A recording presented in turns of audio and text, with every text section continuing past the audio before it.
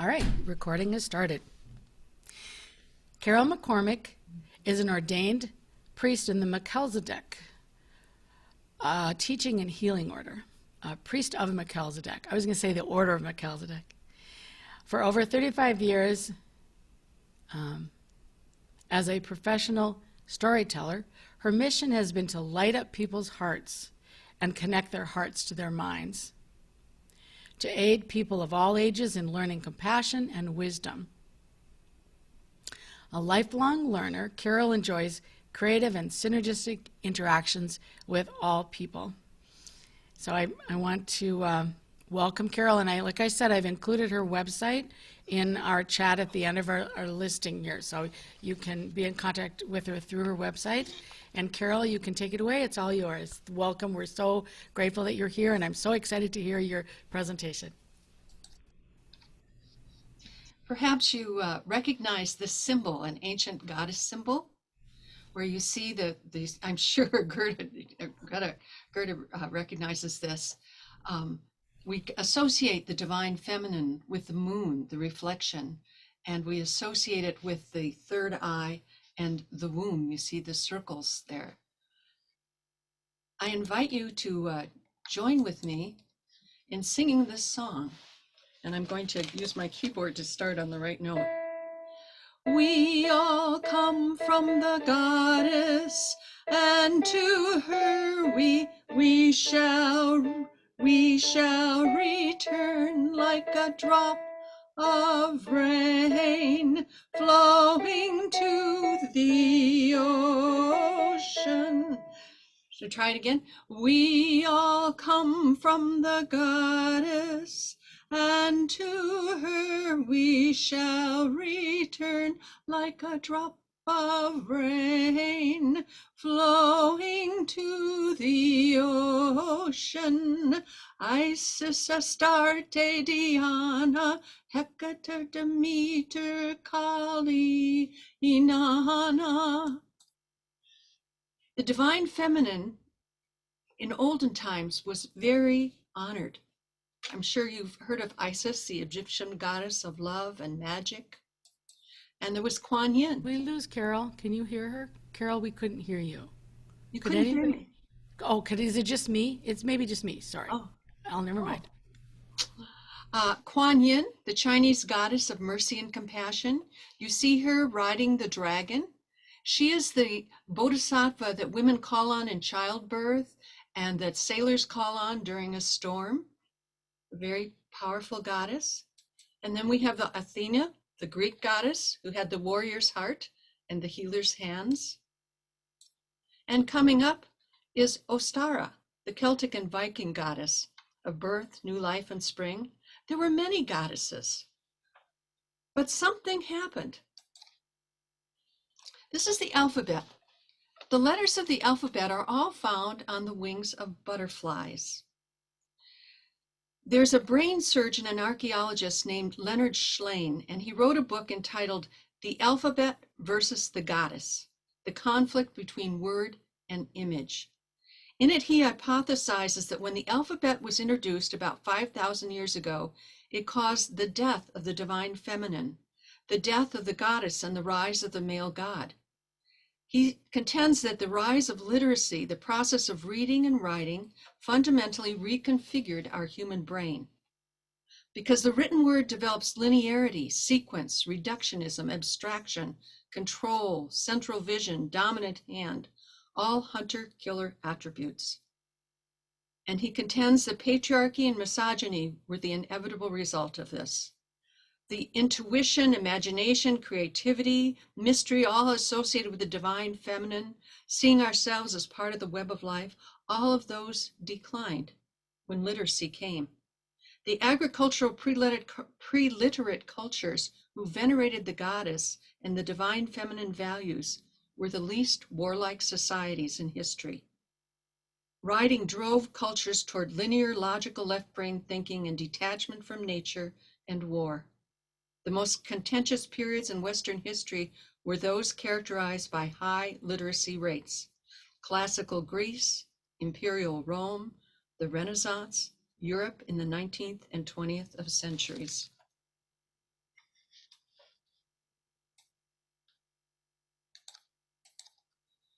I'm sure some of you have probably heard of Julian of Norwich.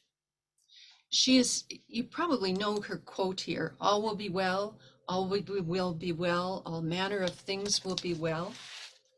She lived 1342 to, we aren't sure. Scholars say some 1412, some say 1420. So I kind of averaged it here. They didn't keep good records back in the 13th and 14th centuries. When she lived, plague struck through England 3 times. And some scholars say she lost her husband and children. She was very ill for 3 days and 3 nights, deathly ill. The priest came and gave her last rites. And during that time, as she lay in what she thought was her deathbed, she had communion with God. She talked to God. And God gave her revelations, which she called showings. She wrote those things down, and then she spent the next 20 years going over those things and making a book. In her book and in her showings, she said that God is mother as well as father, and she equated divine feminine with divine masculine. Now, there were other theologians at that time that talked about a maternal image of God, but it didn't carry over into the church hierarchy or into everyday flesh and blood women. She was quite radical in her time because what was happening in the church was the divine feminine had this Virgin Mary archetype or a Kuan Yin archetype that was romanticized and put on a pedestal, and living women were considered unequal to men. They were demonized as witches. They were seen as a source of temptation, disrespected, and they were considered emotionally weak. Now, Julian had all this time to think about the revelations that she had, her showings, because she became an anchoress. That means she went and willingly became a prisoner for God. She lived in a little cell that was attached to the church, and it had 3 windows. One window was where she could look in and see Mass, hear Mass, and receive communion. And one window was out to the community. So she was in the community, but not of the community, and that she would be like a modern day psychologist or counselor. People would come to her window and she would listen to them and she would give them advice. And then the third window to her cell was to a side room where there was a servant, and the servant did all the cooking and cleaning, and that freed Julian to simply be in prayer, reading her Bible, and in meditation. Now, when she lived, it was a very, what do I want to say, a very traumatizing time. There was turmoil and crisis. Half the population of Norwich, the village in England where she lived, died of the bubonic plague, known as the Black Death. And that was that awful plague where people would vomit death and they'd have a lot of pain because their skin was decomposing, decaying while they were still alive. People could go to bed well and wake up with these dark black things under their skin where they were hemorrhaging. And not only that, but there were other diseases that killed the cattle in England. And then in 1381, the harvest failed, and people became so desperate that they rose up and they revolted against the church. One of the people leading the revolt was John Wycliffe back then, and he translated the Bible into common day English. He felt that all people should be able to commune with God directly, not having to go with the clergy, which incensed the clergy. The clergy went and petitioned Rome, and the Pope gave them permission that they could round up all of Wycliffe's followers in England and bury them alive. They would, burn them alive. They had a pit that was a mile from Julian's cell where they rounded up people and they burned them alive in that pit. And she lived in a time where punishments were very harsh. They would cut off someone's hand or foot or blind them if they were caught stealing. The other thing was that they preached that hell and damnation, that we were going to be punished by God and we needed to go to the priest to intercede for us. It also got carried away, as you know, that the healers and the midwives, the women often who did not get married or whose wealth was, they were single in their wealth, they were maybe a widow coveted by others, they were labeled as witches, and many were burned at the stake too. Now, it's a lot of people think that that's over now. That's old history. But in researching, I discovered this TED Talk by Ashley Judd, who some of you know is a strong feminist. And it's how online abuse of women has spiraled out of control. She talks about hate speech, sexual harassment, threats of violence that she personally has experienced. And she says that if you have the threat of violence, neurologically, it's as if you experience the violence itself. So when she's getting these awful social media hate messages or phone calls, it is actually affecting her health. And she said it takes 5 affirmations to offset a negative attack by somebody. It's more than just speech, unfortunately, though. In the United States, she says more girls and women have been murdered by their intimate partners than all the people who died on 9/11, plus all the American soldiers who died in Afghanistan and Iraq combined. So we are dealing with quite a phenomena of disrespect and violence against women. I don't know if any of you are familiar with the Native American story of Sky Woman falling. Several Native tribes have their own version of this story. It is a beautiful story. And because it's a Native American story in the professional storytelling world in which I'm a part of, there's a big controversy about cultural appropriation. And it is not okay for me as a storyteller to tell this story. I need to have Native American in my bloodline. However, I want you to know about this story. So I'm getting around that by reading it to you rather than telling it. It is not my story. And the version that I really liked is by Robin Wall Kimmerer. She is her book is called Braiding Sweetgrass: Indigenous Wisdom, Scientific Knowledge, and the Teachings of Plants. She's a professor and a very learned person. And as I read this story, I want you to think about the story that you heard of how life came to Earth. Perhaps it was the Adam and Eve story. And in that story, the woman is to blame. She's demonized. I mean, she's the one that got them tempted Adam and then got them thrown out of the idyllic Garden of Eden. And consequently, we experience suffering in life. What would happen if children heard this Sky Woman falling story? It starts like this. Sky Woman fell like a maple seed, pirouetting on an autumn breeze.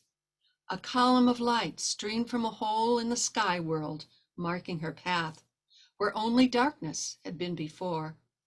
It took her a long time to fall. Hurtling downward, she clutched a bundle tightly in her hand. She saw only dark water below. But in the emptiness, there were many eyes, animals, gazing up at the sudden shaft of light. They saw there a small object, a mere dust mote in the beam, and as it grew closer, they could see that it was a woman, arms outstretched, long black hair billowing behind as she spiraled toward them. The geese nodded at one another and then rose up together from the water in a wave of goose music. She felt the beat of their wings as they flew beneath to break her fall. Far from the only home she'd ever known, she caught her breath at the warm embrace of soft feathers as they gently carried her downward. But the geese could not hold the woman above the water for much longer, so they called a council to decide what to do. Resting on their wings, Sky Woman saw them all gather: loons, otters, swans, beavers, fish of all kinds. A great turtle floated in their midst and offered his back for her to rest upon. Gratefully, she stepped from the goose wings and onto the dome of his shell.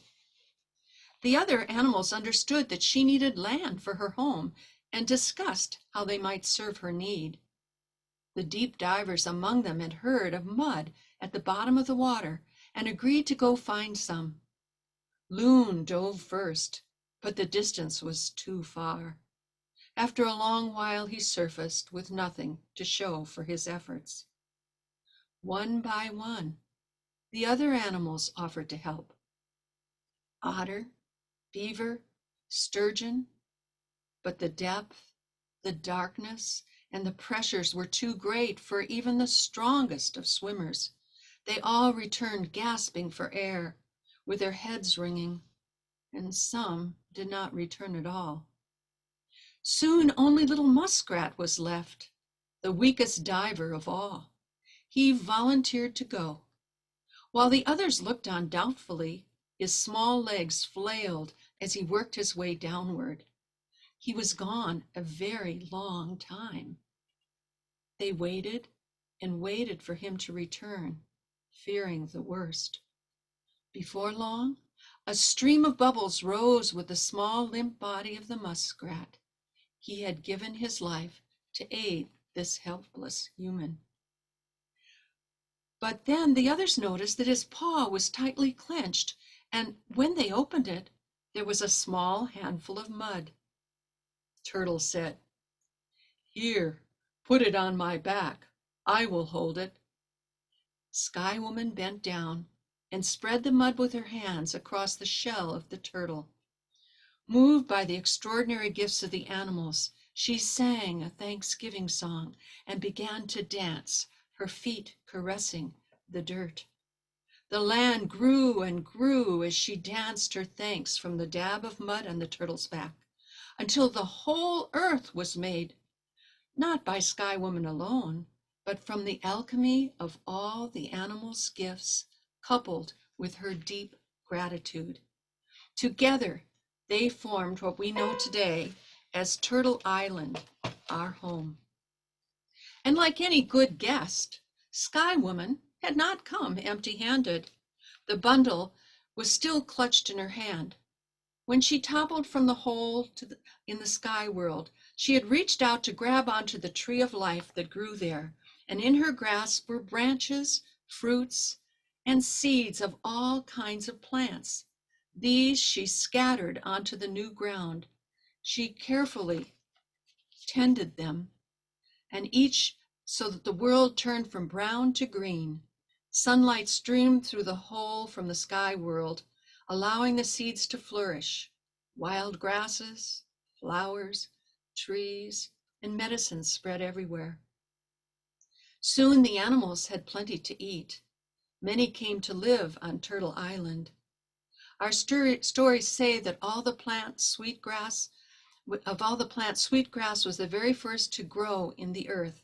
Its fragrances are a sweet memory of Sky Woman's hand. And when she fell from the heaven world, she was pregnant, and she had 2 children, which began our human race. Wouldn't it be different if as children we had heard a story like that, where women are considered the creators of the human race? This slide is a picture, a painting by Holly Stone, a local artist in St. Paul. We have this painting above our altar at home, and Holly has titled it Divine Feminine. If you notice, the slide doesn't capture all the beauty of this picture. The Divine Feminine, she has a hand over her heart, and her other hand is out, extending the love from her heart out into the world. And you notice that it has a kind of a feel of flowing water, and it also has all this blue, so much blue.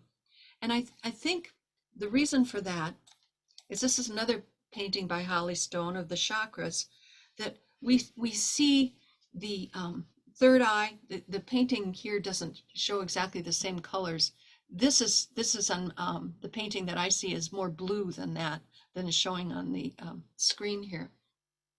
But it's the blue of the third eye and of the throat chakra, as well as the connection with her heart. When we have that divine feminine in our heart, then we're going to ask intuition. We're going to use our third eye, and we're going to ask, what should we do next when we have a question? I like that line in the movie Frozen 2, where the princess is worried about how she can govern the kingdom as queen, and she's told, just do the next right thing. And that's what we can use our feminine, divine feminine for. When we're not sure, the divine feminine is surrounded by mystery and we don't see the whole plan. We just put one foot in front of the other and we ask for guidance to do the next right thing. And if we feel fear, we can remind ourselves that we are a precious child who's divinely protected. Julian of Norwich used that image that we are children of God and that God loves us so much and is always wanting the best for us. And she would ask questions, then why are people suffering? And her answer was that we don't understand all the mystery of God. We have to accept that God loves us and that we're here to learn and that we will be supported and can overcome all kinds of difficulties.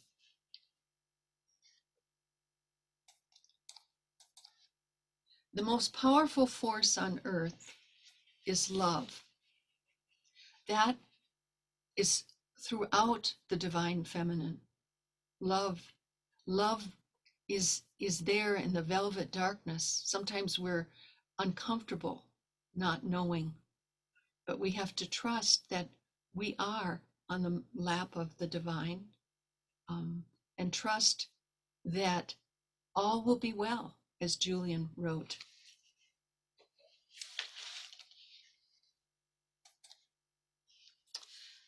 This is from the Bible, Psalm 46, and it emphasizes to me why we want to pray and meditate. One way that we can encounter the divine feminine is through singing and through prayer and through meditation. And I'll do it on my little keyboard here. Be still and know that I am love. Be still and know. Be still and know that I am love. Be still. I invite you to sing it with me from where you are. Be still and know that I am love. Be still and know.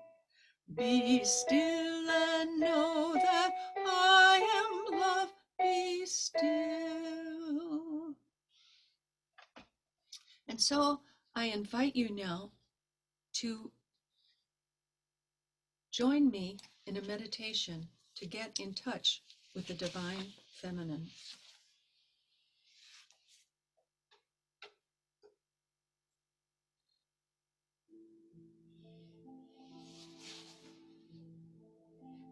Does that sound about right for the sound? Yep. This is a time for you to journey inside, to calm, soothe, heal, and relax your body, mind, and spirit. Begin by closing your eyes. Allow your mind to clear of all thoughts. Focus on your breathing. Breathing easily and deeply. Easily and deeply.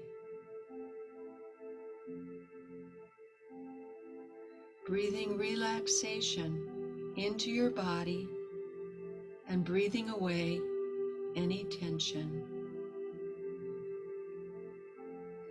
very gently begin to withdraw yourself from your surroundings.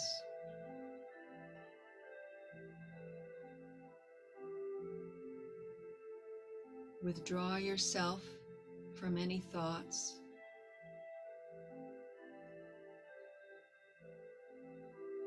Withdraw yourself into your own silence, into your own serenity, into your own peace.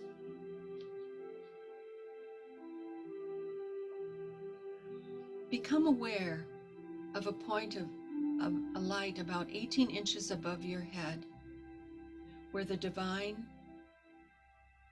feminine enters into this dimension.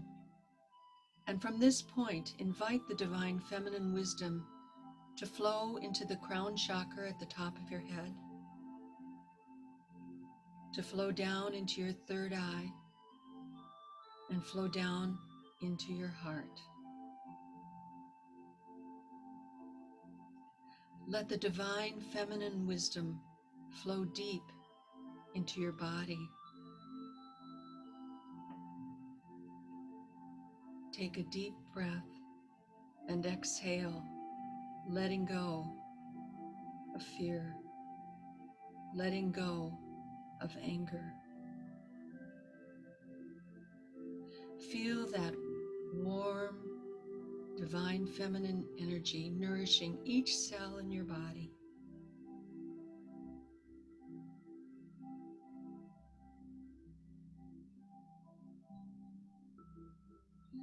Know that you have an important part to play in bringing awareness of the divine feminine and our connection to the web of life, to planet Earth at this time.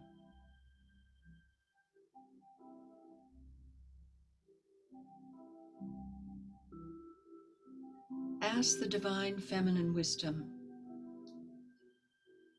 how am I being called to bring more love, more peace, more connection, more joy into my life? And listen for an answer.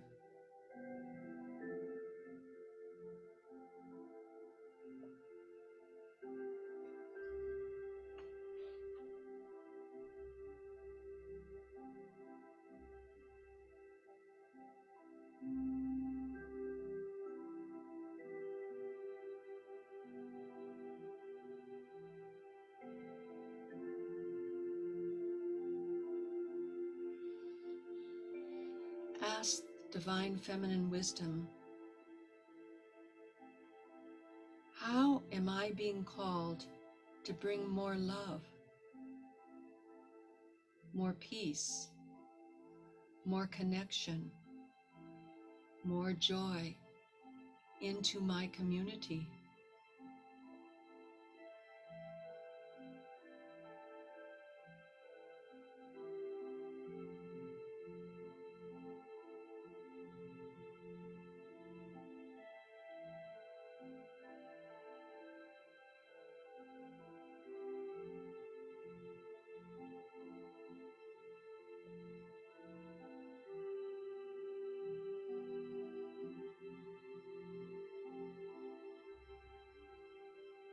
Ask divine feminine wisdom,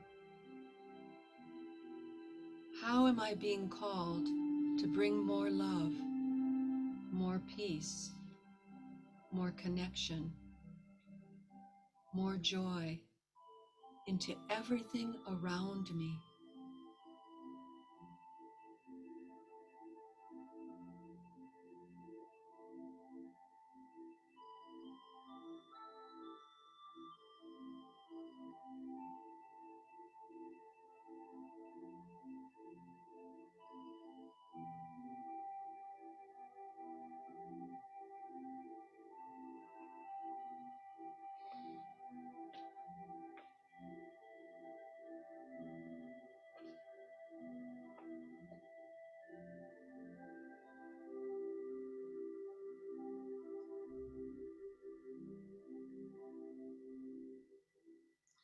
Be still, listen.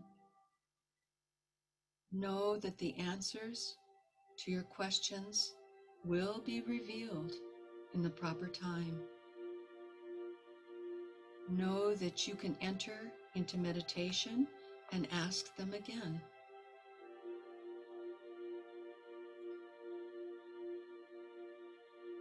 Now, in your own time, when you are ready,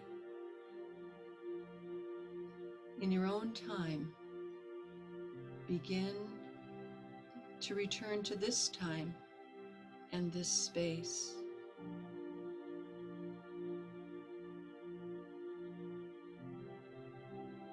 Feel the chair beneath you. Wiggle your fingers and toes. And when you are ready, open your eyes.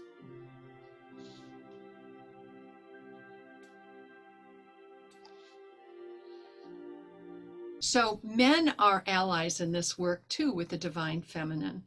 Like Ram Dass, it's interesting, he almost was like a prisoner too the last number of years of his life when he had a very severe stroke and was confined to a wheelchair. And he needed a personal attendant, to help him eat, to dress, to bathe, all those things. But I think one of the reasons that I picked this quote is that part of our divine feminine is that we know we don't have to be running around doing a lot of things sometimes, that if we work on our own consciousness, we can subtly affect all those around us. I don't know if that makes any sense. So I'm going to go back here to Holly Stone's painting of the chakras. There is a practice called a chakra alignment with divine mother wisdom. And you start at the top, the crown chakra, and then you go to the third eye, the throat, the heart, the solar plexus, and the sacral, and then the root chakra. They're all shown there with different colors. And you are chanting, and chanting is a way that we can reconfigure our brain. There's a theory that you may have heard of neuroplasticity, that through chanting meditation, we actually fire different neurons in our brain. And so what I'm hoping for is that we can all be this, like a rainbow of light. And you see in her painting what happens, that there's this blue color around that the divine feminine, it's almost like the flowing the water, and you see the orbs, like the little bubbles, that when we are working on our own consciousness, we are radiating out. And you notice on the painting, the chakra, the green chakra, the heart chakra, that it's almost like a butterfly there, that our love is one of the most powerful things that we can radiate. And so I'm going to start at the crown and do a chant first in a higher range and then a lower range, and ask you to follow me and repeat it. And then after each of the chakras, the chant is, Mother Wisdom, Mother Earth, we honor you. So beginning with the crown. And I want you to try and feel the chakra above your head as I'm chanting. Light of divine love, light of divine love. Can you do that with me? Light of divine love, light of divine love. Mother Wisdom, Mother Earth, we honor you. Mother Wisdom, Mother Earth, we honor you. The divine feminine is so tied up with the earth and taking care of the planet and the creatures on the planet. Okay, then next we go to the forehead. Light and love of divine truth, light and love of divine truth. Let's do it all together. It's the third eye. If you imagine between your eyebrows going back into your midbrain, into what we call the pineal gland that's shaped like a little pine cone, that's the seat of intuition.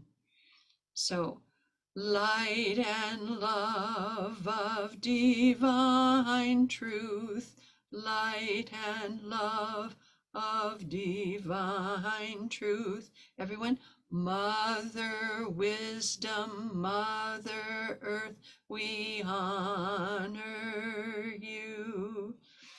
Next, we come to the throat, and the painting, it shows turquoise here, but in her painting, it's a much more of a royal blue.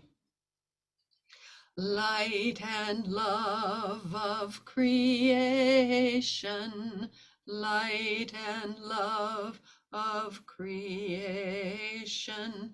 Our words create. So do it with me. Light and love of creation, light and love of creation. Mother Wisdom, Mother Earth, we honor you. Next we do the heart. Light and love of the cosmic sun, light and love of the cosmic sun. Do it with me. Light and love of the cosmic sun, light and love of the cosmic sun. Mother Wisdom, Mother Earth, we honor you. And it's so interesting that all life depends on the sun and the heart. Often the heart, we beam love. When I'm working with children and when they were wearing masks, I would say that even if you have your mouth covered with your mask, people will sense if you smile at them. Or if you put your hand on your heart, and a lot of the kids were going like this, making hearts with their fingers. And it's just, the heart is such a powerful, powerful chakra. And so you can feel that in your heart, the divine feminine. Next, the solar plexus, and it lights up like the sun, so it's very yellow golden. Light and love that illumines all beings, light and love that illumines all beings. Everybody? Light and love that illumines all beings, light and love that illumines all beings. Mother Wisdom, Mother Earth, we honor you. Next, we come to the sacrum, and that's where we have our feminine organs and where our babies are gestated.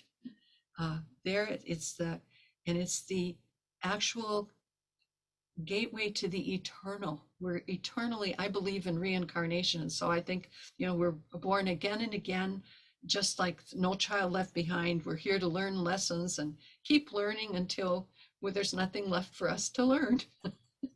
So we have more than one chance. So the sacral is the light and love of the eternal. Many times when you go out of body at night, you feel that cord that connects you. And you had, as a child in your mother's womb, you had the umbilical cord. Light and love of the eternal, light and love of the eternal. Sing with me.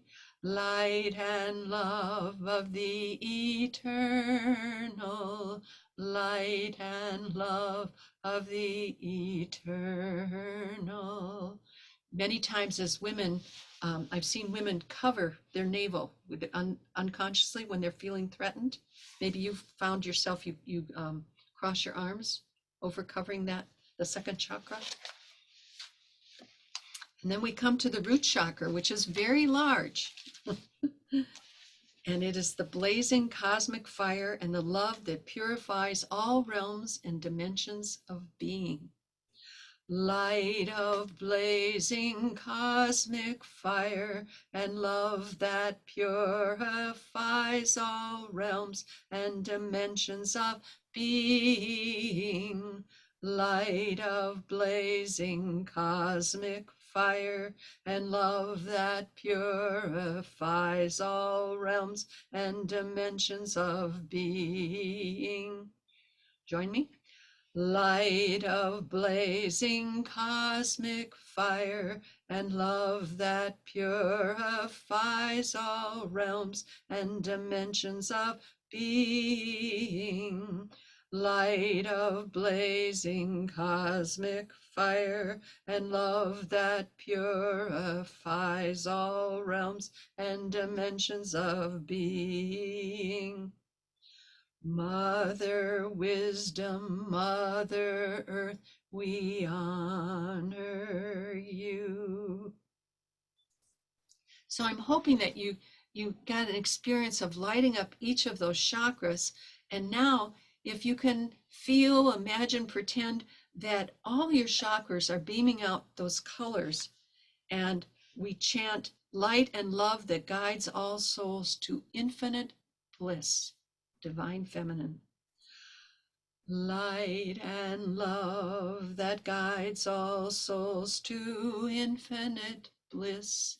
Light and love that guides all souls to infinite bliss. Together. Light and love that guides all souls to infinite bliss. Light and love that guides all souls to infinite bliss. Mother Wisdom, Mother Earth, we honor you. And now again, feeling all your chakras light up. And you can see the white circle in the middle of each of the chakras. And maybe some of you may even feel your chakras that are spinning usually in a clockwise direction. And it's like the divine is coming down right into the middle, often through our spine. So it's light and infinite light and love that is immortal, immaculate, and omnipresent. Infinite light and love that is immortal, immaculate, and omnipresent.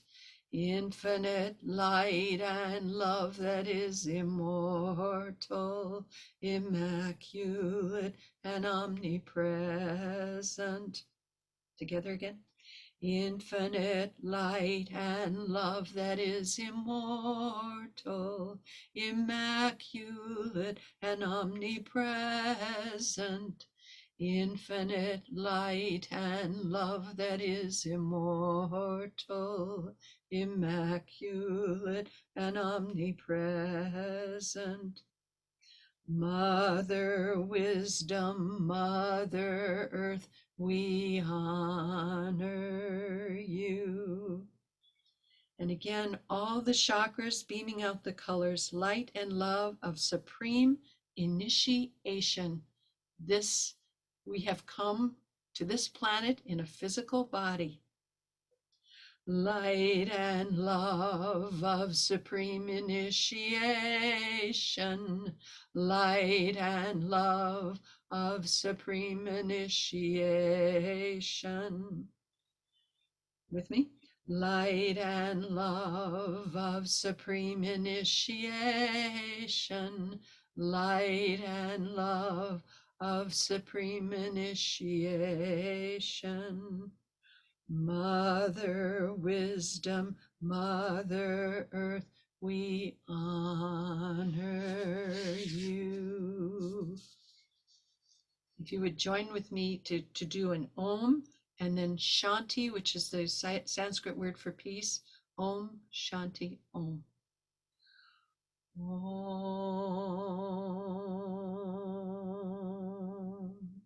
Shanti.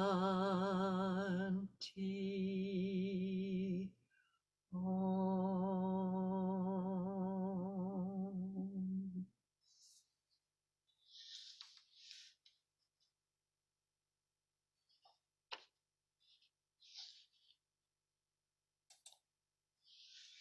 So I'll open it up now for any comments, questions, discussion.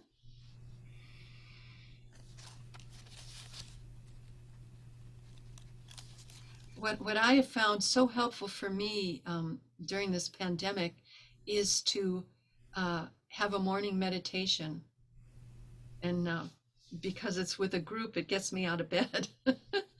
and doing chanting, it's mostly in Sanskrit, but some in English. And I just feel the divine feminine and the divine masculine, but just I feel supported in that all will be well.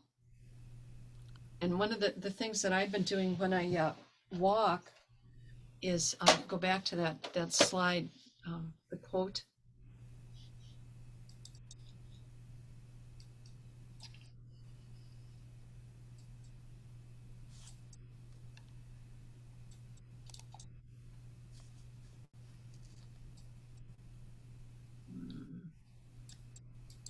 Can you see it? Nope, I can't. Okay, let's see. So I need to share It screen. has to do with sharing with the blue thing Yeah. around it. Okay, yeah, I see it now. Now you see it? Yeah. Yeah. So when I'm there's this new community center in Plymouth, and they have a lovely track that's really kind of cushy to walk on. And when it's been so cold, it's a lot easier than being outside on the ice, like cleats. And I'm singing this song either in my head or into my mask. All will be well, all will be well, all manner of things will be well. And it just lights me up. I feel like I'm connected with the divine feminine. So you want to try that with me? All will be well, all will be well, all manner of things will be well, all will be well, all will be well, all manner of things will be well. And it's like an antidote, you know, when you've been reading the newspaper or seeing the news and everything is so bleak. Yeah. I have a comment about that. Yeah. Years ago, well, I mean like less than 5 years ago, a friend was going through a very difficult time, traumatic in fact, and life-changing and a crisis. Okay, so one day when we were emailing, I just sent her that, you know, the Julian of Norwich words, just adding it as a positive, supportive comment. Well, later she said that got her through it all. And so when, you know, I realized that energy she must have tapped, because like you just said, it helped her so much. And, you know, my intent was just to support her with those words, but boy, it really, I can't tell you how much she said it helped her. Yeah, and that whole crisis. you know what I find, Susan, singing affirmations like that makes it even more powerful. I repeat it over and over, and it's like my brain gets, you know, into it. And sometimes I'll wake up in the middle of the night and I'm singing it to myself in my sleep. You know, and it's love medicine. You know, it's the divine feminine. That a story just came to mind of the divine feminine is not always beautiful like this picture of Kuan Yin that I showed you, or there's goddesses. The divine feminine is there guiding us, not always like we expect. There's a storyteller in New York City, Laura Sims, who's a very active into spirituality and yoga and all that. And when she said when she would walk home from her early morning yoga class, she would walk by this church, And on the steps of the church, there'd be a lot of homeless people because there was an overhang or a canopy, and they would sleep there. And then in the morning, they would get a bagel for their breakfast before they'd go. And when she would walk by, she noticed this one woman who had many layers of clothes. It looked like she was almost like a pumpkin, because she was trying to keep warm. And she had one leg that had been injured and it was scarred, and she slept with it just straight out. It wasn't bent. It was, something had happened to it. And she just found herself always looking away, not looking at the homeless, in particular that woman. And one morning as she was walking along, it was winter, and she heard this kind of a jingling noise. And you know how the atmosphere in winter thing sounds different, and she didn't think anything about it. And then she was at her door, her apartment, and she was getting her key out to unlock the door, and she felt this tap on her shoulder. And she turned around, and there was that woman with a scarred leg. And the woman, she noticed her round face, and the woman looked right at her and she said, "Here, you dropped something." And she held out these coins. And then Laura realized that, they must have fallen out of her pocket. That's the noise that she heard. And she said, oh no, she said, you keep those. You need those more than I do. And the woman said, "God helps those who take care of others. You take them." And she had this beatific kind of smile on her face. And so Laura wasn't going to argue with him. She took the coins, but before the woman left, she looked her right in the eyes and she said, "I want you to take care of yourself." And then she turned around. And Laura said, during her lifetime now, when she's going to do something kind of risky, she hears that woman's voice in her head. "Honey, take care of yourself." And it's like a message from the divine feminine that didn't come, in a meditative state, or, there are these helpers all around us to remind us.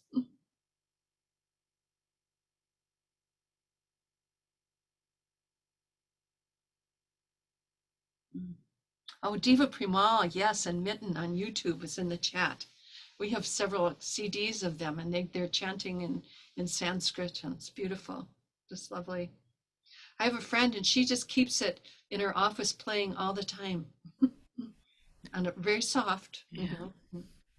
I'm going to read this out loud for those who are on the phone who can't read it. For those that enjoy chanting, look up Diva Primal and Mitten on YouTube. They are chanting for peace daily now. They have a monthly hour-long chant. I have to scroll down, sorry. Hour-long chant session. If you enjoy, can join their private app for daily meditations, weekly sessions, guest teachers, recipes, etc. All right. And Jennifer says, "Thank you, Carol. I enjoyed this very much." She has to go.